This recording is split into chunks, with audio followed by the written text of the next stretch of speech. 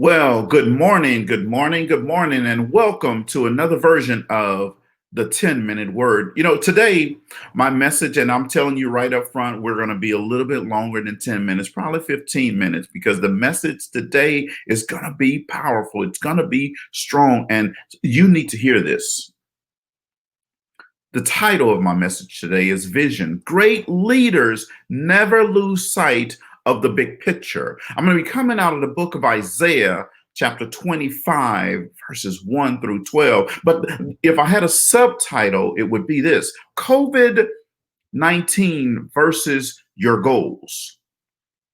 I'm going to start off with this little funny story. So I heard about this husband that died, and he left his wife $20,000. And after the funeral, his wife told a friend she was totally broke. Her friend asked, "Well, what do you mean you broke? I thought you said you had $20,000." She says, "Well, I spent $5,000 on the funeral and 15,000 on the memorial stone." Her friend said, "Wow, that must have been one nice stone. Well, how big was it?" Well, she held up her finger and she said, 3.5 carats.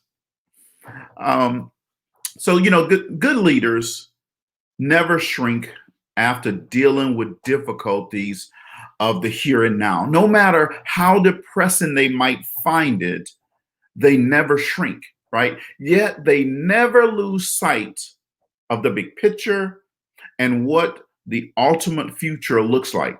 Leaders always see a bigger picture. See, we remember Isaiah as one of the greatest prophets in Jewish history, right? Because of his consistency and because of his ability to always look at the bigger picture. And as one of his most powerful models, he is one of the most powerful models in the Bible. See, the book that bears his name describes his consistent lifestyle. I'm going to say that again, his consistent lifestyle. Remember that, because we're going to come back to that. See, his uncompromising convictions, we're going to come back to that as well. And his clear vision that drove him to continue speaking out despite the unfaithfulness of his people.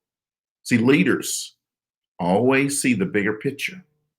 While Isaiah 25 boasts a wonderful vision for the future, it comes on the heels of chapter 24, which predicts doom and gloom for the immediate future, right?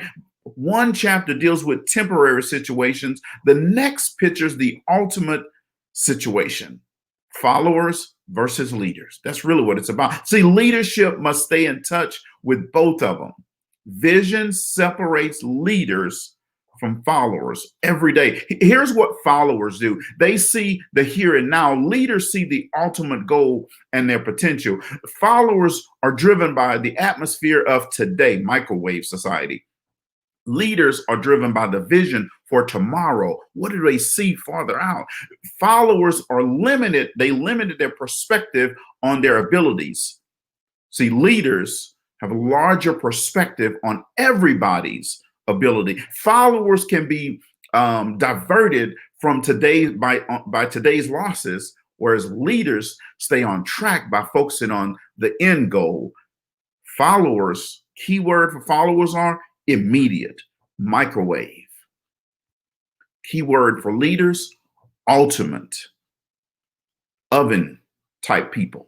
They know that there's a broader picture that's out there. You see, every day there was this little boy that was going fishing, and he would go with his friends, and he was catching these little small fish and throwing them in his basket. Every time he'd catch a small fish, he'd throw in his basket. Well, eventually he caught a big fish, and he tussled with it for a good 30 minutes, and finally he got it in. Well, him and his friends were excited, and they looked at the fish. They took pictures with it. It was a great fish. Eventually he unhooked the fish, and he threw it back in the water. His friend said, "Whoa, wait a minute. What happened? Why'd you do that? Why'd you throw that fish back in the water?" The little boy said, "Well, my frying pan is only 9 inches wide." Now, you see, this story makes me aware of a person's thinking, how they limit themselves. So the question I have for every person that's listening today and tomorrow when you're listening to this: what is your frying pan story? See, we know that little boy could have done a lot of things to fit that fish in his frying pan, right? He could have cut it up. He could have got a bigger pan. He could have done several other things, right? So, what's your frying pan story? Where are you limiting yourselves? Now, this is where we're going to dive into COVID-19 versus your goals, you see.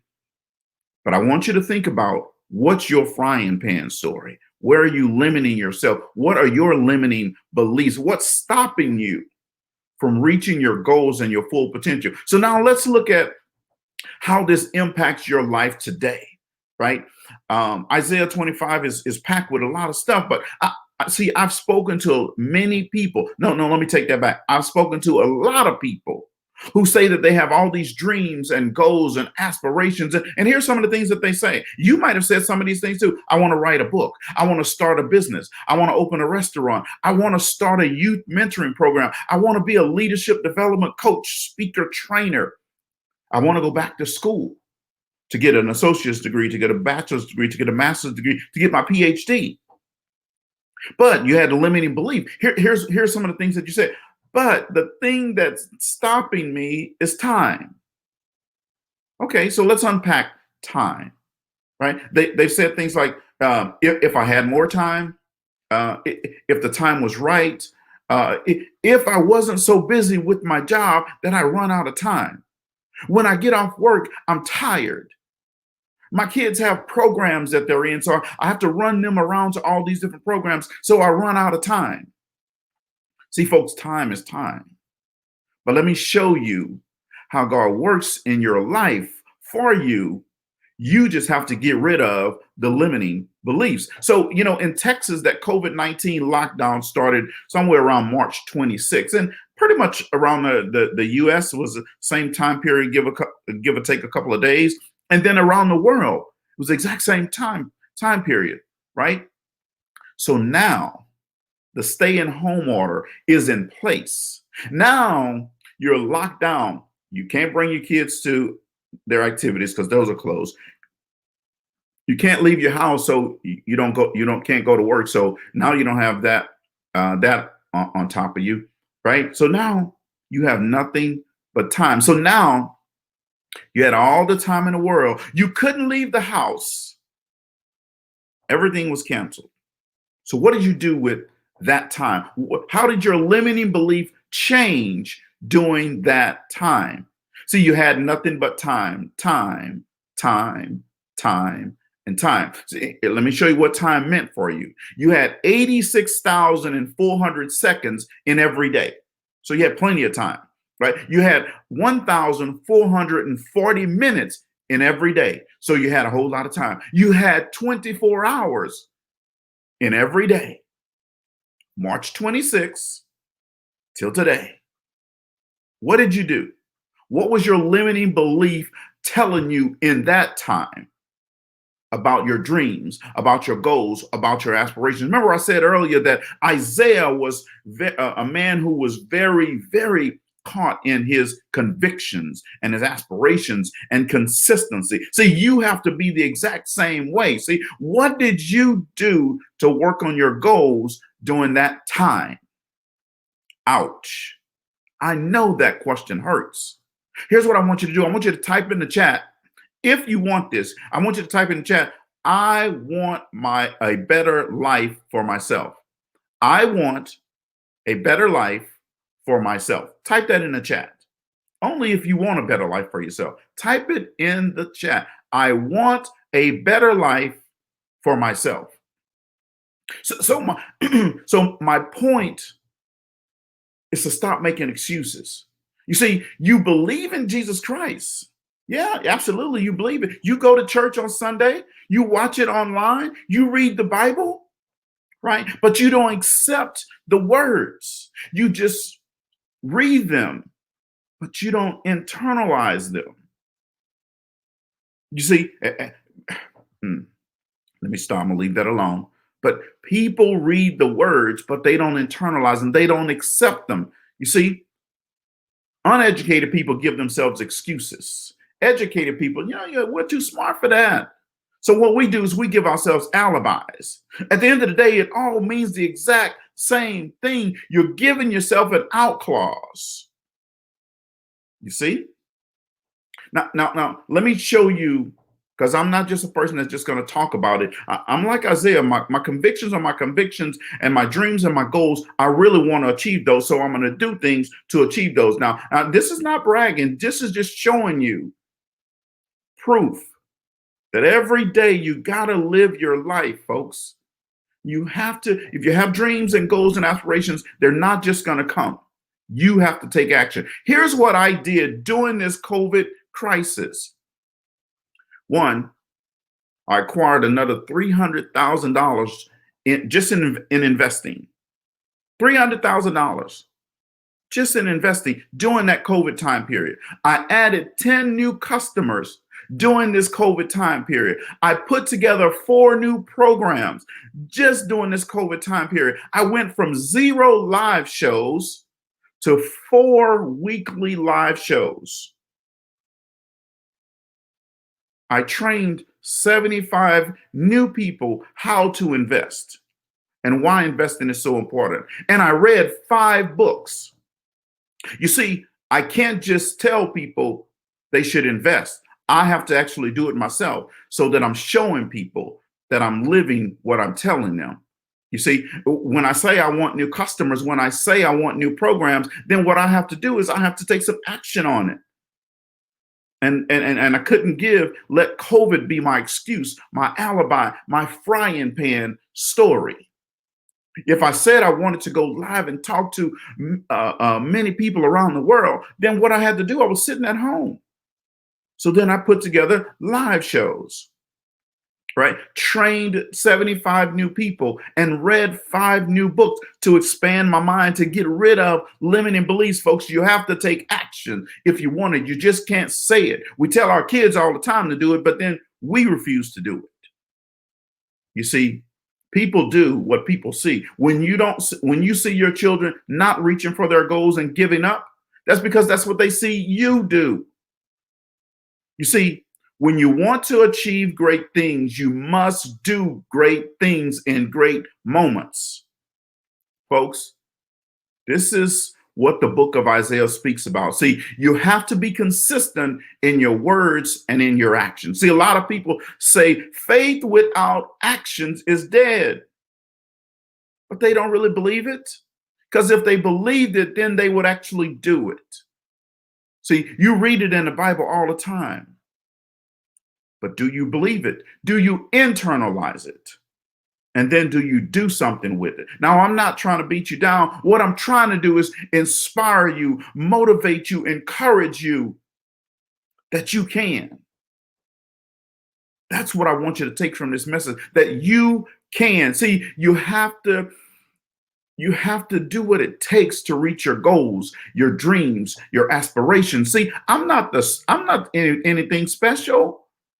I'm just a little boy from Lake Charles, Louisiana. I'm not the smartest one in the room.